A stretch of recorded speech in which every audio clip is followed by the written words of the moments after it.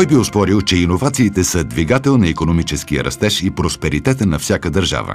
Днес сме свидетели колко динамична е пазарната действителност в целия свят. Това налага адаптиране на бизнеса, гъвкаво планиране, съвременни условия на труд и най-важното – инвестиции в хората.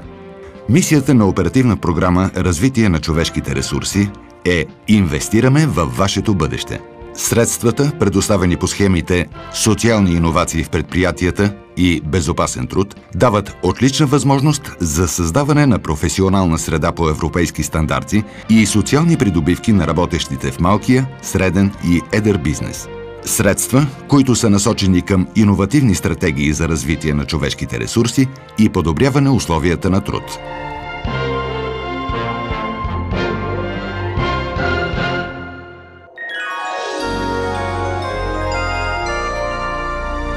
Захарни заводи Горна Оряховица е една модерна компания с 100-годишни традиции,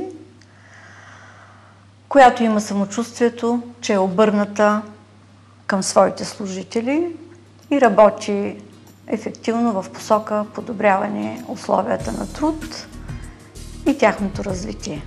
В помощ на това са европейските програми, които ни дават възможност да развиваме политиката си в тази посока. Особено полезна ни е оперативна програма «Развитие на човешките ресурси». Компанията работи почти около 10 проекта по тази програма. Всички са изключително успешни и ефективни. Една от най-интересните е проекта, който е свързан с социална иновация в захарни заводи, която ни дава възможност да осигурим гъвкава форма на заетост на много наши служители, да осигурим възможност на наши професионалисти на възраст над 55 години да предадат своите знания и умения на по-млади колеги чрез обучение, също така да подобрим условията за почивка, чрез изграждане на зала за почивка. Най-същественото е, че не открихме нещо, кой знае колко ново, по-скоро възстановиха нещо старо, което беше занемарено, опустошено и неползвано дълги години. Доскоро работниците в завода за захарни изделия и завода за опаковки не са разполагали с столова за хранене и помещение за почивка. Предприемчивите работодатели целево инвестират финансовия ресурс по проекта и обособяват уютна среда. Социалната придобивка ще бъде полезна и ефективна и след приключване на проекта. Стаята за отдих, която ползваме отскоро в нашия завод, ми дава всичко необходимо, за да си осигуря здравословния начин на живот, по който се стремя да следвам, както и всичко необходимо за бързаното ежедневие на работа. Кафе, чай. От друга страна, това е изключителната възможност да се срещна и да поговорим с другите колеги, с които нямам пряк достъп в работата си, да обменим какво се случва, просто да се срещнем и да си пообщуваме.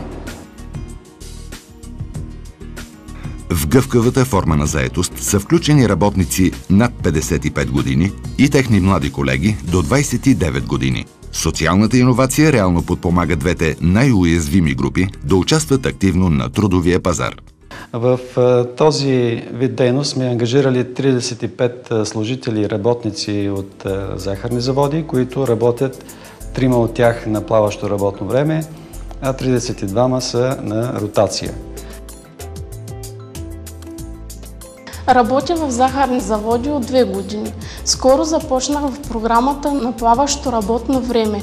Плаващото работно време ми дава възможност да карам курсове, да изучавам чужди езици, шофьорски курсове, хоби, забавления, повече време с приятели, с семейството. В момента съм включена в Европейската програма за ротация на работното място.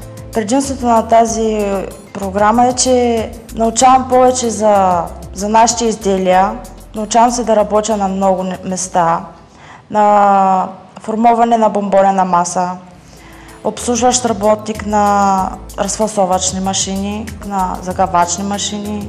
Това ми дава възможност да развия своите професионални умения. Смяната на работни места им създава възможност да са по-сигурни в професионалните си умения. Времето в реализация и уплътняването на работното време е пък изгода за работодателя. Социалният ангажимент на работодателя по проекта се изразява и в осигуряване на устойчива заетост на 37 служители на възраст над 55 години.